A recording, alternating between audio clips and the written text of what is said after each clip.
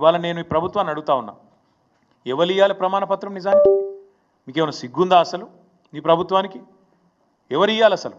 నువ్వు ఇవ్వాలి, నీ ప్రభుత్వం ఇవ్వాలి. ఊరూరా ప్రమాణ పత్రము, డిక్లరేషన్ ఏమని ఇవ్వాలి? నువ్వు చెప్పు. నువ్వు అసలు నీ ప్రభుత్వం రుణమాఫీ చేసింది అని బయట డైలాగులు కొడుతున్నావు. పెట్టు ఊళ్ళల్లో లిస్టు. ఏ ఊళ్ళో ఏ రైతుకు ఎంత రుణమాఫీ అయిందో దమ్ముంటే పెట్టు లిస్టు. ఏ ఊరిలో ఏ రైతుకు నీ ప్రభుత్వం ఎంత రుణమాఫీ చేసింది, ఎన్ని ఎకరాలకు చేసింది, ఎన్ని లక్షలకు చేసింది పెట్టు దమ్ముంటే. ఊళ్ళో పంచాయతీ కాడ, గ్రామ పంచాయతీ ఆఫీస్ కాడ మొత్తం లిస్టు పెట్టు. ఎవరికి ఎంత అయిందో ఎరకైతుంది ప్రజలకు కూడా. రెండవది, ఏమి ఇవ్వాలి నువ్వు? డిక్లరేషన్ నువ్వు ఇవ్వాలి, నీ ప్రభుత్వం ఇవ్వాలి.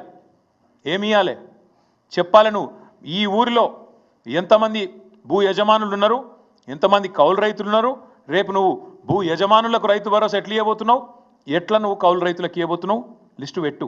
డిక్లరేషన్ నువ్వు. మూడో డిక్లరేషన్ నువ్వే ఇవ్వాలి.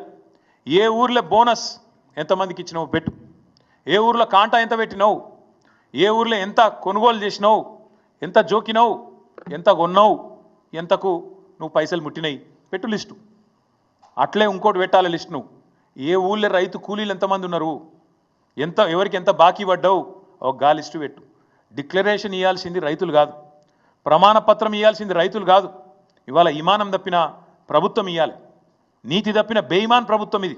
మీరు ఇవ్వాలి ప్రమాణ పత్రం రైతులకు. ఊరూరికి లిస్టు పెట్టు. పెద్దలు ఓ సామెత చెప్తారు, ఒక కుక్కను చంపే ముందుగా దానికి పిచ్చి కుక్క అని ముద్రేయాలి.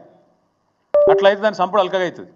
ఇప్పుడు రైతు బంధు పథకాన్ని కూడా బొందబెట్టే ప్రయత్నం ఈ ప్రభుత్వం చేస్తుంది. ముమ్మాటికి నేను మా పార్టీ తరఫున ఆరోపణ చేస్తా ఉన్నా. రైతు బంధు అనే ఒక విప్లవాత్మకమైన పథకాన్ని బీఆర్ఎస్ పార్టీ తెస్తే కేసీఆర్ ఆనవాళ్లను లేకుండా చేస్తా అని ఎప్పుడైతే రేవంత్ రెడ్డి చెప్పిండో అప్పుడే రైతులందరూ రాష్ట్రంలో అర్థం చేసుకుని ఉండాలి. దీన్ని కూడా ఖచ్చితంగా మింగేస్తాడు కాంగ్రెస్ పార్టీ, దీన్ని కూడా బొందబెడుతుంది రైతు బంధును అని.